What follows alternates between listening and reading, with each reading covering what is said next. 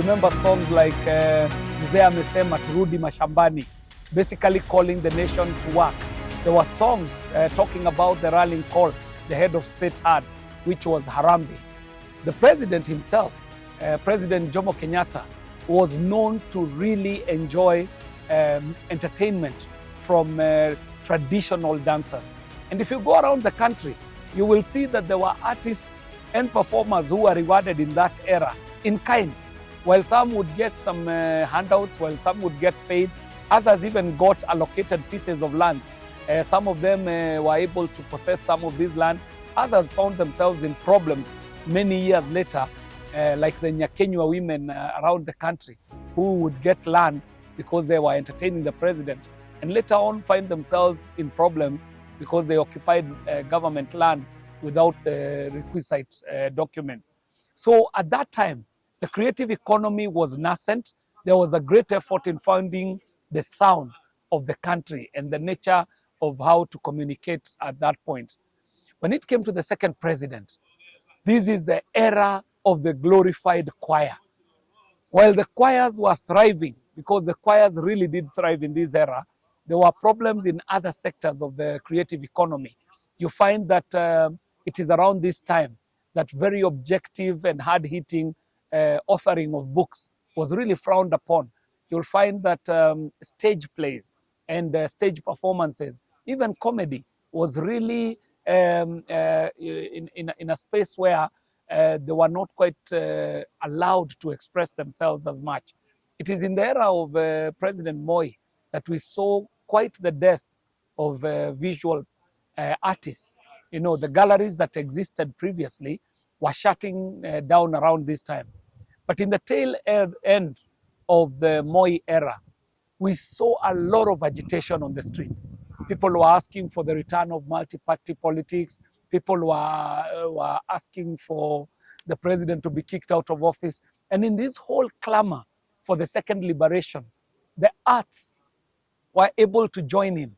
That's when you started seeing cartoonists drawing cartoons on newspapers. And the first time we saw the head of state being caricatured, it was around that time that you saw the emergence of stand-up comedy, people attempting to agitate while on stage and so on and so forth.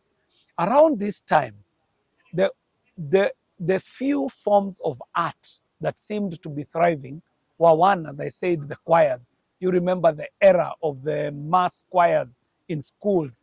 Each parastatal had a choir, but we also had a national choir in the name of Muungano Choir. So this era was quite thriving for choirs. The other thing that really thrived around this time is the sale of textbooks. Anybody who grew up in this era knows about an author called Malkiat Singh. So while fiction writing and creative writing was really dying at this time, we didn't get very many creative writers coming up at this time. It was at that time that now we were seeing a growth in the textbooks and the authorship of textbooks. Some of the things that happened then are yet to be corrected to date. In the era of President Mwai Kibaki, this was the opening up of the space. This is when you could see Kenya struggling to get its voice back. And some very profound things happened around this time that had a profound impact on the creative economy. One such thing is that there was a bit of the liberalization of the airwaves. It was continuing around this time. But even more importantly, culture was revisited. You remember groups like Mau Mau. The Mau Mau movement had been a proscribed sect for over 50 years. It is only in the era of Mwai Kibaki that Mau Mau stopped being listed as a proscribed sect. And then you saw the resurgence of these, what you call, like in the Mount Kenya region, Kiama, Adhuria Kiama, the cultural ceremonies. And as the cultural ceremonies were coming back and people were revisiting almost like a renaissance of culture, the arts were also following. And some of the groups that started showing up then were trying to find a definitive Kenyan sound. And you would see that in the creative economy then, you were seeing people really struggling on what sound Kenya should have. And what we got out of that is what gave birth to what we are calling the new age kind of a digital economy that we are still seeing the benefits accruing to date. The era of President Uhuru Kenyatta, of course, came with a lot more commercialization, and that's what now it's a springboard onto which the era of the President William Ruto starts out on. So in this era, you shall see a lot of talk about digitization in the creative sector. You shall see a lot of conversation around the rights of the artists. You shall see a conversation around royalties, intellectual property, and the ownership of copyright. So these are the things that will form the conversation in this new era post 60 years of independence. The second thing I'd like to say about what happened in these 60 years has to do with the different media for the different epochs. You remember that in the time of President Jomo Kenyatta, the predominant channel was radio. In the era of President Moi and a bit of President Kibaki, was mainly driven by the proliferation of the airwaves. The TV was big, the new TV stations were big, new FM stations were big. So that time, the big media was TV. As we got into the era of President Mwai Kibaki and into the era of President Uhuru Kenyatta, now we started seeing new media. We're talking about the new digital economy, members of the public being able to have a phone that is able to become a camera, and it's able to become a small studio in the pocket. So as the epochs change, the media was changing. So much so that the artist of today, unlike the artist of the past, who had to depend on gatekeepers in the newsroom, the gatekeepers in the production houses, today the artist is able to make content and go straight to the audiences through the platforms that exist on social media, in the digital platforms, but also the power of the new gadgets that are able to not only record the content, but also edit, add value to it, and transmit it. So over the 60 years, one most profound change that has happened is in the media with which artists can use to reach their audiences. The second big difference is, of course, the liberalization of the airwaves and the proliferation of and democratization of media, that any citizen today can be called a journalist or a producer or a creator or a content creator. So those are two big, profound observations to be made through the 60 years. Parliament, just like any organization, is a living organism. And the Parliament of Kenya, for sure, has changed drastically over the last 60 years. One thing that really fascinates me every time I walk into Bunge is the rallying call and the banner that is always above the door as you get into Parliament. Traditionally, that banner read that Parliament exists for the welfare of society and the just government of man. That was how it previously read. Over the 60 years, you can imagine, with a bit more women coming into Parliament, a bit more youthful members, that banner had to change. So today it reads, for the welfare of society and the just government of the people. Because the previous one was thought to be not too gender sensitive. Of course, the Bunge has changed a lot in terms of the representatives who get here. You remember, like for me, when I was growing up, Bunge was known to be a preserve of just the old men, old moneyed men. Over the years, we've seen a lot of young people getting the opportunity to serve in Parliament. The young people have not only come in their quantity, but also in the quantity of debate and issues that they bring to their house. It is the Swahili who say that wengi wape, usipo wapa, watajichukulia.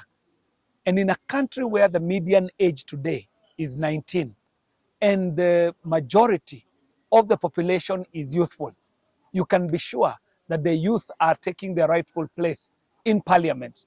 I personally might no longer be in the youth bracket. I might be considered youthful. But I remember when I was in the youth movement, we were agitating for more representation in parliament. And we are at a point where you can tell that the representation of youth has increased exponentially. So the challenge now is to the young people who have been elected to parliament.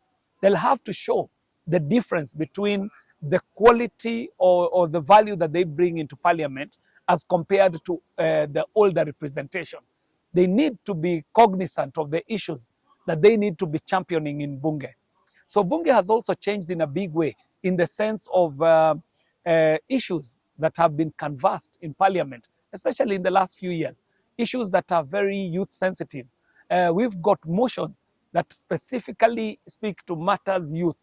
And remember also that the children in school and the young people in school are also in the youth bracket.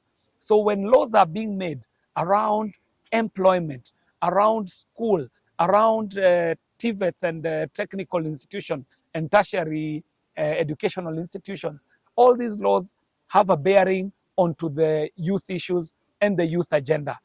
There are profound ones that stand out. For example, the sexual offences bill by the Honorable Njoki Ndung'u and the employment matter that was brought to Parliament by then nominated MP Sakaja, and many other laws that have been brought after that, up to and including the law on AGPO that enables young people, women, and marginalized populations to be able to access a certain quota of government business. But most importantly, and this needs to keep being said, in any political setup, there is no platform called youth. And some of us who are very vibrant in the youth movement can tell you this authoritatively, that youth is a very transient age. And so the young people who are in parliament today need to know that they've got a very small window to put in their voice as young people, because before they know it, that time will be gone. Youth, just like pregnancy, is transient. One day you're pregnant, the next day you're not. One day you're youth, the next day you're not. The other thing that needs to be said about youth representation is that young people will need to study history. Young people who do not know how we got where we are will have a big problem and even run the risk of repeating some of the older mistakes. In the 50s and in the 60s, there were young people who fought for independence in this country.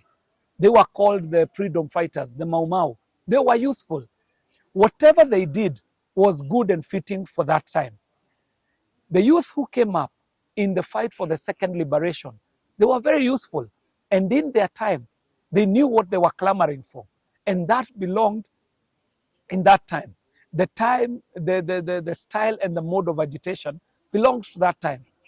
When we were in the youth movement, we had our format of agitation. You remember the campaign Vijana Tugutuke and many other campaigns, Jaza Lori and so on. Very well structured, very well organized, strictly youth-driven campaigns. At that time, we were so structured. We knew what our asks were.